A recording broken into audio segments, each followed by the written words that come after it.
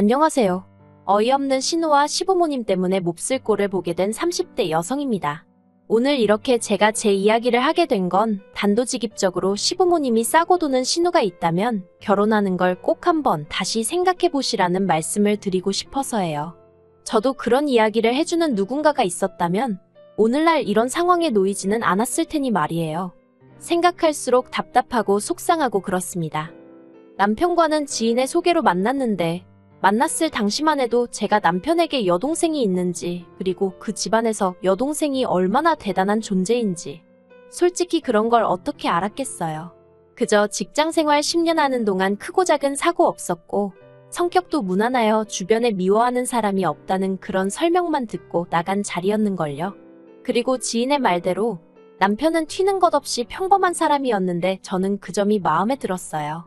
주변에 자기 조건보다 특출나게 잘난 남자를 만나서 마음 졸이며 사는 몇몇 친구들을 봤기에 비슷한 조건의 성격을 가진 사람과 만났으면 했었거든요. 하지만 지금 생각해보면 결혼 준비를 시작하면서 이게 맞나? 스스로 그런 질문을 많이 던졌던 것 같아요. 처음엔 저도 나름대로 똑순이랍시고 이것저것 조건도 많이 보고 했던 것 같은데 사람 마음이라는 게 칼로 무자르듯 되는 게 아니잖아요. 그래서 알고 보니 사귈 때 남편이 했던 말과는 달리 시부모님이 노후 준비도 제대로 안 되어 있는 것 같고 남편 월급도 저에게 말했던 것보다 적었지만 그럴 만한 사정이 있었겠지 생각하고 그냥 넘어갔어요. 남편하고 결혼해서 그때부터 제가 경제권 잡고 야무지게 살면 된다는 생각도 있었고요. 말이 나왔으니 말이지만 저와 남편에 대해서 조금 더 설명을 해볼게요. 일단 저에 대해 먼저 말하자면 이 넓고 넓은 세상에 저보다 잘난 사람이 한둘이겠냐 싶지만은 그래도 저는 제 조건에 만족하는 편입니다. 친정부모님은 작은 식당을 하셨는데 규모 대비 장사가 잘 되어서 오래전부터 사람들이 아름아름 물어 찾아올 만큼 인기가 좋았고요. 그래서 두 분 돌아가실 때까지 먹고 쓰실 노후 자금은 다 준비되어 있는 걸로 알아요. 뿐만 아니라 하나뿐인 딸이 돈 걱정에 젊은 날 못 누리며 사는 건 싫다며 제 앞으로 진작에 30평대 아파트도 한 채 사주셨거든요. 그런데 그때가 10여 년 전이라서 이후로 집값이 많이 올랐어요. 동네가 강남은 아니지만 그래도 몇 억 가까이 올라서 부모님께 감사드릴 뿐입니다. 또래 친구들에 비해 금전적인 부분에 있어 심리적으로 여유가 있으니까요. 그리고 저는 현재 대기업 마케팅 부서에서 근무하고 있습니다. 반면에 남편의 경우 10년이나 직장 생활을 했다고 했으니 솔직히 저도 저 나름대로 기대치라고 해야 할지 아무튼 예상 범위가 있었거든요. 하지만 이게 웬걸요. 남편은 제 월급의 절반이 조금 넘는 수준이었습니다. 처음부터 저는 대기업 남편은 중소기업이었으니 월급이나 복지면에서 어느 정도 차이가 있을 거란 건 알고 있었지만 막상 현실을 맞닥뜨리니 솔직히 기분이 좋진 않았지요. 하지만 남편이 덧붙이기를 자기가 다니는 기업은 공기업과 비슷한 성질의 회사라서 직원이 자기 발로 나가지 않는 한 회사가 자르는 일은 거의 없다는 거예요. 자기도 이제껏 내내 다니면서 잘리는 사람 딱 2번 봤다나요. 그러면서 당장 얼마를 받는지도 중요하지만 앞으로 얼마나 다닐 수 있을지도 중요하지 않냐며 자기 월급이 그렇게 마음에 걸리면 대리든 뭐든 투잡이라도 뛰어서 제가 원하는 수준까지 끌어올리겠다고 하더군요. 그리고 솔직히 조건을 떠나 남편의 그 말에 제 마음이 움직인 게 사실이에요. 저런 남자라면 살다가 우리 인생에 큰 고난이 찾아와도 잘 버텨내주겠구나 하는 생각이 들었다고 해야 할지. 아무튼 그래서 결혼을 결심했습니다. 하지만 그땐 몰랐지요. 원하는 여자와의 결혼을 눈앞에 둔 남자라면 아무 말이나 짓거릴 수 있다는 사실을 말이에요. 그렇게 저희는 양가 부모님의 허락을 구해 부부의 연을 맺었습니다. 어쨌든 제 명의의 집이 있었으니 남편은 자기가 모아둔 돈 3천만 원으로 결혼식 비용과 혼수를 했어요. 그 외로 자기가 타고 다니던 차도 한 대 가져왔는데 그거야 저도 제 차가 있었으니 적어도 제게는 별 의미는 없었고요. 저도 제 나름대로 모은 돈이 있었기 때문에 그 돈으로 리모델링을 싹 했습니다. 30평대 아파트라 4천만 원 가까이 나와서 조금 놀라긴 했지만 앞으로 얼마가 됐건 남편하고 제가 지낼 보금자리라 생각하니 크게 아깝지는 않았어요. 그런데 이 정도 수준이면 솔직히 반반 결혼이 아니라 제가 훨씬 더 해간 결혼이었고 그러면 남편이 저를 떠받들고 살아도 모자르다 싶었는데 그게 그렇게 되는 게 아니더라고요. 따지고 들자면 남편이나 저나 비슷한 시간에 출근하고 퇴근했는데 어째서인지 제가 집안일의 대부분을 도맡게 되었거든요. 남편은 말로는 번번이 자기가 도와주겠다며 나섰지만 솔직히 해놓은 걸 보면 그다지 마음에 들지도 않고 그러다 보니 제 손이 다시 닿아야 했으니 결국 같은 일을 2번 하는 셈이 되더라고요. 그리고 직장 생활에서 나온 버릇인지 아니면 원래 제 성격이 그런 건지 제가 비효율적으로 일하는 걸 좋아하지 않아요. 아무튼 그래서 결국 제가 주로 집안일을 하게 되었는데 그게 그렇게 서운하고 짜증도 나대요. 하지만 남편과의 결혼 생활에서 단지 집안일을 제가 더 많이 했다고 해서 갈라서네만에 그런 생각을 하게 된 건 당연히 아닙니다. 진짜 문제는 바로 신우였어요. 남편에게는 2살 어린 신우가 있었는데 저하고는 동갑이었거든요. 그래서 사실 호칭부터 시작해서 여러 가지로 나름대로 신경 쓸 부분이 많더라고요. 일단 저는 서로 존대를 했으면 했어요. 호칭도 누구누구씨 정도면 좋겠다 싶었고 그런데 신우가 먼저 언니 하면서 동갑인 저한테 다가오더라고요. 그래서 신우 성격이 좋다고만 생각했지요. 그런데 그건 시작에 불과했습니다. 그 언니라는 호칭을 쓰면서 동시에 신우는 저와 동갑내기 여성이라고는 믿을 수 없을 만큼 어린아이처럼 행동하기 시작했으니까요. 혀 짧은 소리에 귀여운 척은 기본이었고 말도 안 되는 걸로 소리를 깍깍 질러대며 한 번은 시댁에서 모두 모여 식사를 하게 되었는데 제가 선물로 들어온 조기가 너무 맛있어 보여서 시댁에 가지고 갔던 때였습니다. 그리고는 어쩌다 보니 제가 주방에서 그걸 굽고 있었지요. 아무튼 그래서 조기를 구워 식사에 올렸는데 신우가 조기 눈깔이 자기를 쳐다보고 있다면서 너무 무섭다고 호들갑을 떠는 거예요. 엊그제 닭발 먹었다고 자랑한 사람이 조기 눈깔 가지고 요란법석이라니 어이가 없어서 말도 안 나왔지요. 그런데 그런 신우를 보고 아버님 어머님은 저렇게 마음이 여려서 어디다 쓰냐며 걱정이 된다나요. 그래도 맞아요. 솔직히 신우가 귀여운 척을 하건 말건 저한테 피해주는 것만 아니면 저랑 무슨 상관이었겠어요. 그런데 문제는 저한테 피해를 주기 시작했습니다.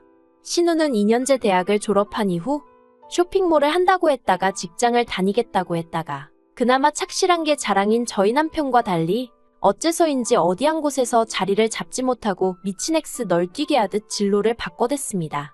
그리고 그럴 때마다 아버님 어머님은 돈은 돈대로 대주면서 동시에 당신 딸이 아직 어려서 그렇다며 그래도 자리 못 잡고 저렇게 돌아다니는 게 남들 눈에 어찌 보일지 생각은 하셨는지 감싸고 들기 바쁘시더라고요. 그리고 뭐 아버님 어머님이 하나뿐인 딸을 이렇게 키우시든 저렇게 키우시든 솔직히 제 알 바는 아니라고 생각했어요. 제가 원래 남일에 크게 관심을 두고 이러쿵저러쿵 말을 하는 성격도 아니고요. 그런데 얼마 전 생각지도 못한 이야기를 들었습니다. 신우가 서울에서 직장을 다니게 되었다는 거예요. 솔직히 그 이야기를 들었을 땐 뭐지? 싶더라고요. 그도 그럴 것이 시댁은 대전으로 매일같이 서울로 출퇴근을 한다면 하는 사람도 있겠지만 솔직히 제 입장에선 불가능이라고 생각했으니까요. 특히나 변덕이 죽을 듯하고 툭하면 자기 힘든 애 어쩌네 앓는 소리를 입에 달고 다니는 신우가 말도 안 된다 싶었지요. 그리고 남편도 저랑 비슷한 생각이었는지 저더러 신우가 얼마나 버틸지 내기하자는 소리까지 하더라니까요. 물론 내기는 안 했습니다. 둘 다 1달 이상을 안 봤거든요. 그리고 아니나 다를까 정말 열흘이나 되었을까요? 신우가 힘들다 어떻다 해대며 징징거리기 시작했습니다. 그런데 그 징징거리는 대상이 아버님 어머님도 아닌 제 남편이었어요. 걸핏하면 남편에게 지금 기차 시간이 어떻네.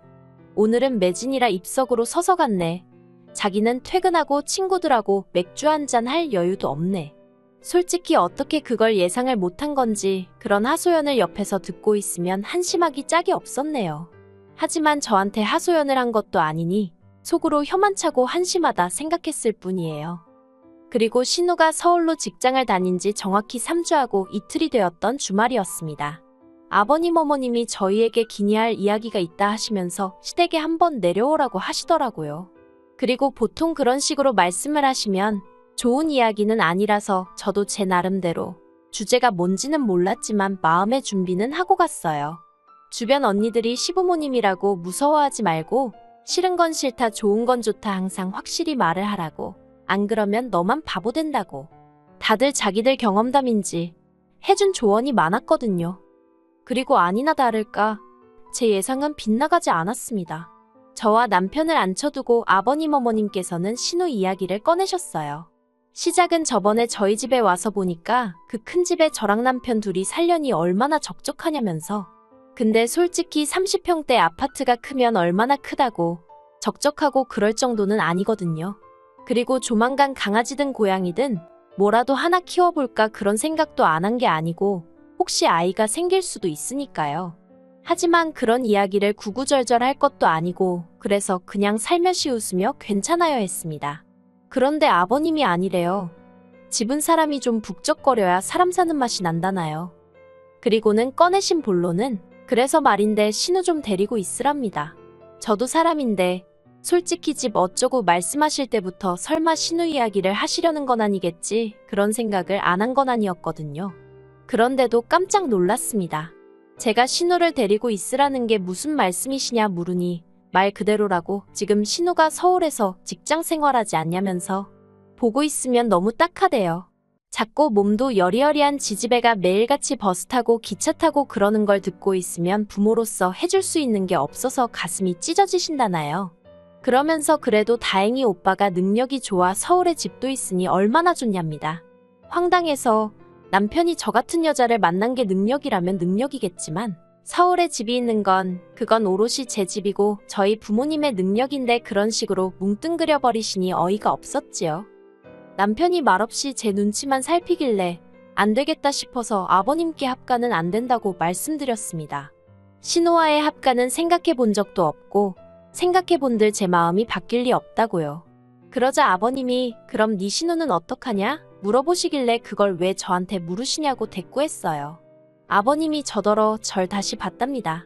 그런 식으로 나올 줄 몰랐다나요. 그래서 저도 아버님이 며느리 입장에서 거절하기가 얼마나 어려울지 아셨을 텐데 그런데 그런 말씀을 꺼내시다니. 저도 아버님이 달리 보입니다. 그랬지요. 그러자 남편이 저더러 어디 어른이 말씀하시는데 따박따박 말대꾸냐면서 아버님더러 걱정 말고 지연이 짐 싸서 저희 집으로 가라고 하세요 그러는 겁니다. 그 어리고 약한 애가 매일같이 고생하는 걸 보고 있자니 자기도 마음이 안 좋았다면서 이참에 오빠 노릇 좀 하겠다나요? 집주인을 앞에 두고 제 집을 가지고 구워 먹을까 삶아 먹을까 이야기를 하는 꼴이라니. 제가 어이가 없어서 먼저 자리에서 일어났어요. 그리고는 아버님 어머님 남편을 향해 다들 떡 줄 사람은 생각도 않는데 김칫국 마시느라 바쁘네요. 해버렸습니다. 남편에게는 뭔가 단단히 착각하나 본데 내 집이지. 네 집 아니야 그랬고요. 그랬더니 제가 매일 쓰는 가정가구들은 엄연히 자기 돈으로 샀다며 목에 핏대를 세우길래 내일부로 용달차 불러서 이 집으로 다 보내줄 테니 끌어안고 살라 했습니다. 대신 오늘 이 순간 이후로 내 집에는 한 발자국도 들일 생각도 하지 말라고요. 그리고는 제 차 끌고 올라왔어요. 결혼 이후로 어디 갈 일이 있으면 남편은 국산인 자기 차는 좀 보기 그렇다며 외제차인 제 차 끌고 다니기를 좋아했거든요. 그렇게 먼저 집에 왔는데 생각할수록 괘씸한 거예요. 도무지 분도 삭혀지질 않고. 그리고 그때 남편에게서 연락이 왔습니다. 또 뭔 소리를 짓거리려고 전화를 했나 싶어서 받았어요. 솔직히 당시 워낙 화가 나 있어서 끝까지 한번 붙어보겠다는 생각도 있었던 것 같아요. 남편이 저더러 자기 체면도 있는데 이번 한 번만 좀 져주면 안 되냐입니다. 가뜩이나 자기가 저에 비해 부족하게 해간 결혼이라 자기가 무시당하고 살진 않을지 아버님 어머님이 늘 노심초사하셨다면서 하다못해 시부모님 앞에서만이라도 자기 체면 좀 세워달라나요? 어이가 없어서 말 몇 마디로 세워질 체면이면 해줄 수 있지만 내가 미쳤냐고 당신 체면 세워주자고 신우랑 합가를 하느냐고 했습니다.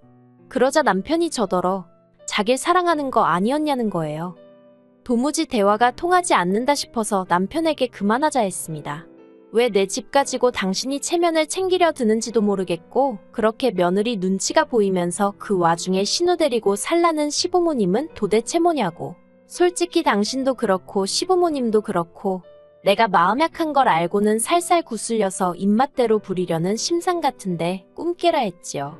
그리고는 남편더러 그렇게 신우가 출퇴근하는 게 안쓰러우면 당신도 시댁 들어가 살면서 같이 출퇴근해주면 되겠네 했습니다.